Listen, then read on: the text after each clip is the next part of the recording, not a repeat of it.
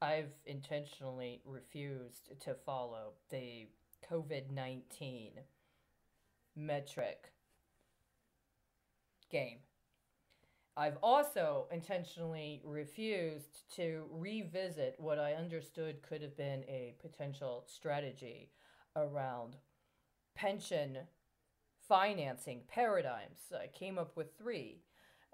Last year, after I saw a reportage in The Guardian that referenced the three major investment firms around the world and had a series of articles on the same day that I understood were setting up a paradigm around which the European pension system specifically was going to apply certain paradigms around what I understood to be a form of almost competition connected to meeting pension obligation benchmarks. And then a couple months later, I saw what I understood to be a revelation of or a demonstration of what would be the comparable paradigm in the United States. And in consideration of those things, I wrote myself some information the day I found it. But more than that, I also kept track of it because I have my own aspect of investigation going on around my allegations of pension fraud. I said to myself, sit on it for 6 months, don't do anything. Then after 6 months, we started hearing, by 6 months, there was the whole situation with COVID-19. So I said, okay, I'm not going to even look at this right now because I have a theory about what's going on with COVID. And then I came up with, or I hacked an algorithm connected to using the tracking of COVID-19 metrics as some sort of predictive hedging strategy that I believe is literally connected to the rollout of 5G. And it works. Now, I don't do it regularly, but every fucking time I do it, it's that fucking precise. At least what's reported on in the news. I've also been attempting for years, to get people to take responsibility for what I understand to be a cyber terror cell operating out of North Carolina, including in conjunction with what was alleged to be an Arab health summit that was scheduled to take place in Florida in the fall of 2017.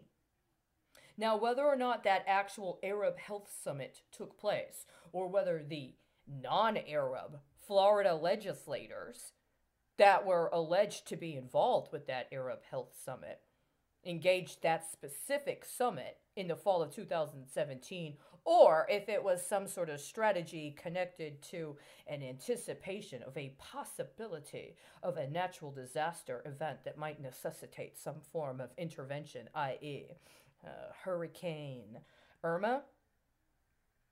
The fact of the matter is that organization, what that organization did in the brief time I was encountering it, and benchmarks connected to what was set up during that time frame, keep repeating.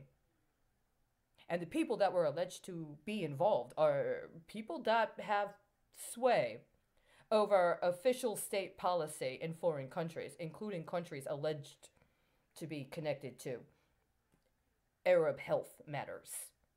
Right?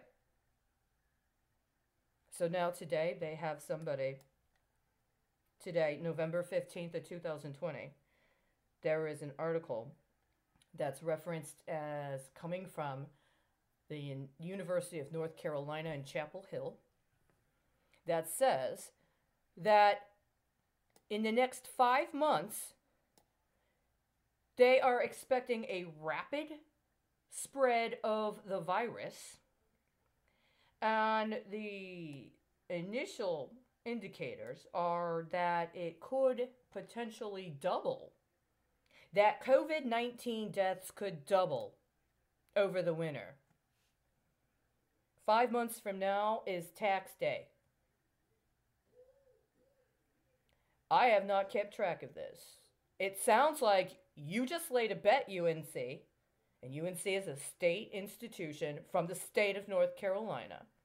What were the appropriations as part of the CARES Act for the state university systems, including for the state of North Carolina?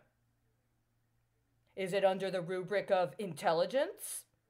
Is it under the rubric of finance? I'm just going to let you know. I'm going to hold you to this. It sounds like you're literally benchmarking a doubling in COVID-19 deaths What is the intention? Do you have deals with Pfizer? Did you set up another round of betting with drug companies around how you were going to acquire financing that would enable you to be able to access drugs in greater quantities for cheaper prices, which is exactly what they spent 8 to 9 to 10 years of the Affordable Care Act doing?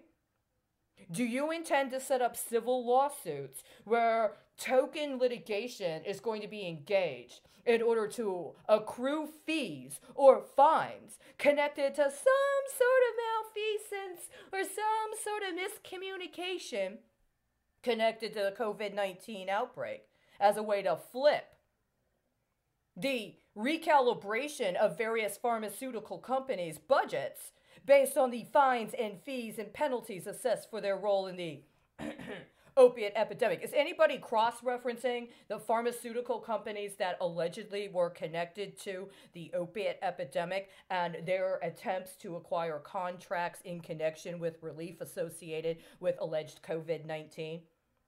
Because that's all of what he just said. I'm not even reading the article. I see 2 numbers, and those 2 numbers have been pinging me for the last 3 days. Do you guys mean it? Do you actually mean it? Do you actually intend to double in the next 5 months before tax day? I'm not going to ask again.